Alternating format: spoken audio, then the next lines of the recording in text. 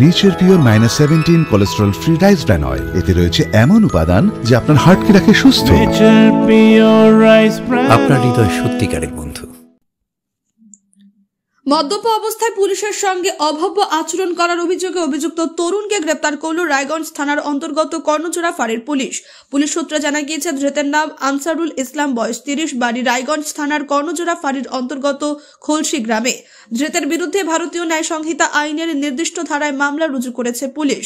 এদিন ধৃতকে রায়গঞ্জ মুখ্য বিচার বিভাগীয় ম্যাজিস্ট্রেট আদালতে তোলা হলে বিচারক শর্ত সাপেক্ষে জামিন দেন। পুলিশ সূত্রে জানা গিয়েছে, গতকাল গভীর রাতে রায়গঞ্জ থানার কর্ণজোড়া ফাঁড়ির অন্তর্গত খুলশিমোড় এলাকায় মদ্যপ অবস্থায় নাইট পেট্রোলিং ভ্যানে থাকা পুলিশ অফিসার ও 3 জন পুলিশ কর্মীর সঙ্গে অভব্য আচরণ ও গালিগালাজ করার অভিযোগে অভিযুক্ত তরুণকে গ্রেপ্তার করে কর্ণজোড়ার ফাঁড়ির পুলিশ আধিকারিক কমল সাহা।